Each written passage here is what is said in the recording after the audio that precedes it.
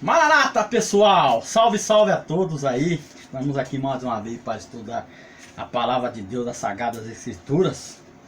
E eu quero abordar aqui um texto que diz sobre o Concílio de Jerusalém e a proibição dada aos gentios.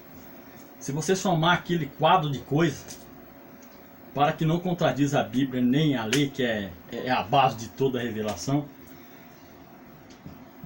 os discípulos estão dizendo que eles não sejam idólatras. Basicamente isso. Mas o que é idolatria? Muita gente acha que idolatria é apenas a confecção de um ídolo de metal e se prostrar a esse ídolo, né? Dirigir suas preces a esse ídolo. Mas idolatria não se resume a isso, né? Idolatria é totalmente a rebeldia contra Deus e sua vontade e sua lei, a desobediência. Visto que quando você analisa a profundidade disso, não se resume apenas a um ídolo feito de madeira ou de barro ou de metal, né? É bom ter isso em mente. Por exemplo, o dinheiro não é o mal do mundo, mas o amor ao dinheiro é a raiz de todos os males, e a avareza é um tipo de idolatria, porque você passa a servir ao vulgo Deus da riqueza chamado Mamon, né?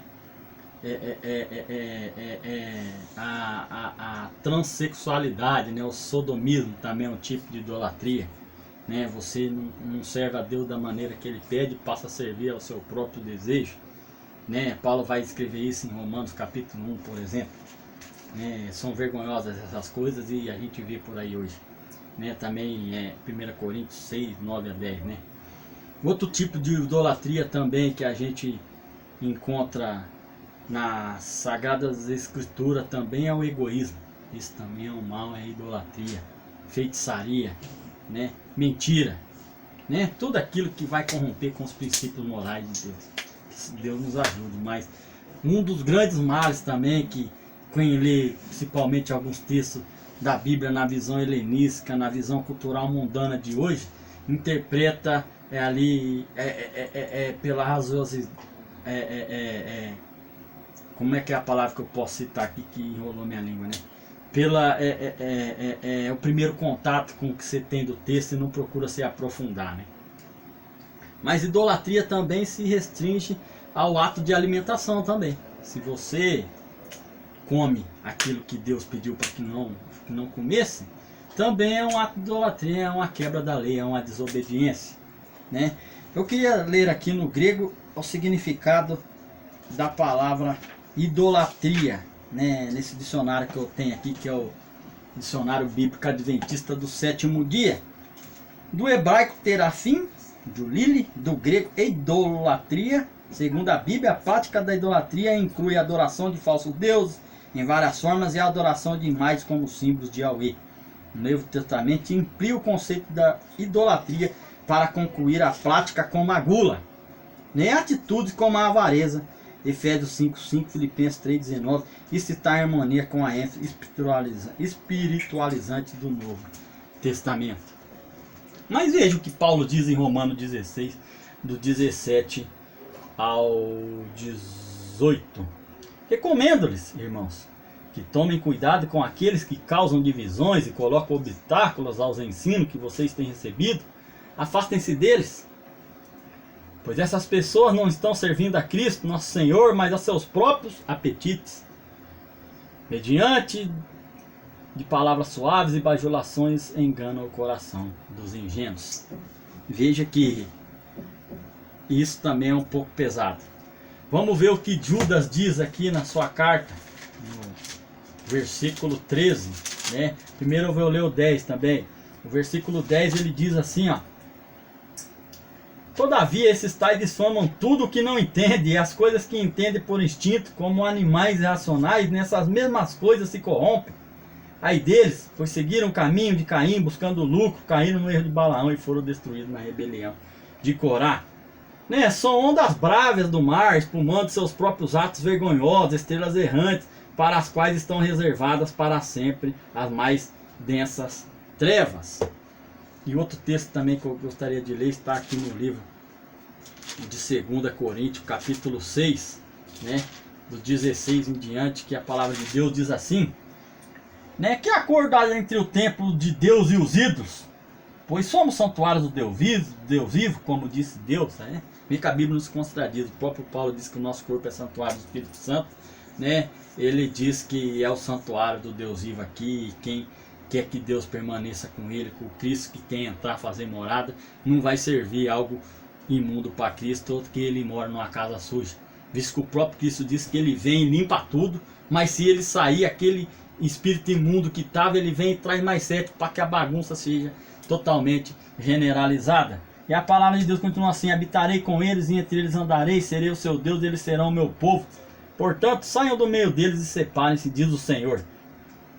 E o texto continua.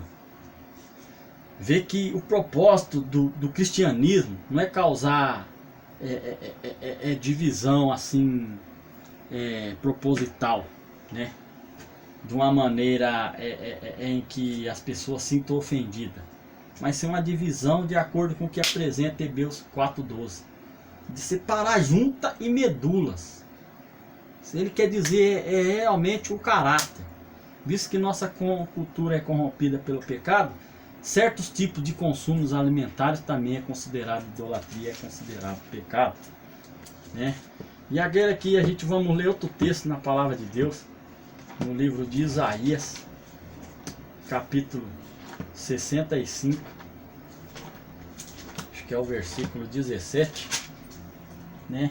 Que diz assim, 66, 17, se eu não me engano aqui. 66, 17, né? Os que se consagram para entrar nos jardins indo atrás do sacerdote que está no meio, comem carne de porco, ratos e outras coisas repugnantes, todos eles perecerão, diz o Senhor. Outro tipo de idolatria servindo ao homem, né? Aqueles que eu li também no texto de Judas e no texto de Paulo, e não a Deus.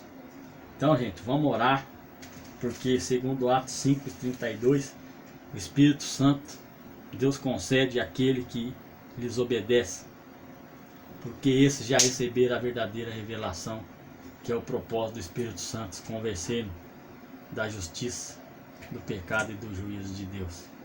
Que nós possamos ter sabedoria e continuar estudando as Santas Escrituras, e orar muito, e buscar também aqueles livros que dão apoio e suporte para a compreensão correta da palavra de Deus, visto que não é o nosso entendimento segundo a nossa cultura que deve influenciar o texto, mas buscar entender a cultura que o texto apresenta de cada época e extrair princípios morais para que a gente possa viver de acordo com a vontade de Deus nos dias atuais.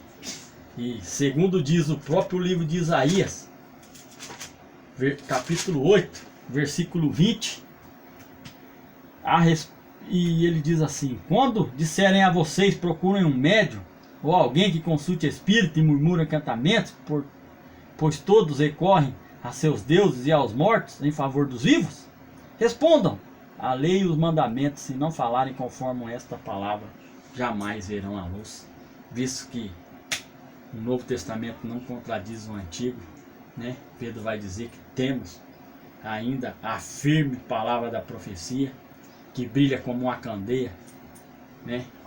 A gente tem a revelação das Escrituras, que segue num único rumo, num único parâmetro. Como diz Paulo, o fim da lei é Cristo, mas não na cruz e sim na sua volta. E aqueles que realmente buscaram servir a Deus de todo o coração, não com as suas próprias obras, porque elas são trapo de imundícia, mas como resultado da graça, da soberania de Deus na nossa vida, e por amor aos seus mandamentos, que a gente possa seguir nessa caminhada, tendo em vista e tendo em mente que Paulo escreveu o seguinte texto na carta de 1 Coríntios, capítulo 16, versículo 23. Se alguém não ama o Senhor, seja amaldiçoado. Ora vem, Senhor Jesus, e nós aguardamos realmente a bendita esperança. Eis que vem com as nuvens, e todo olho o verá. Maranata, povo de Deus, até a próxima. Aguardo vocês nos comentários. Obrigado a todos.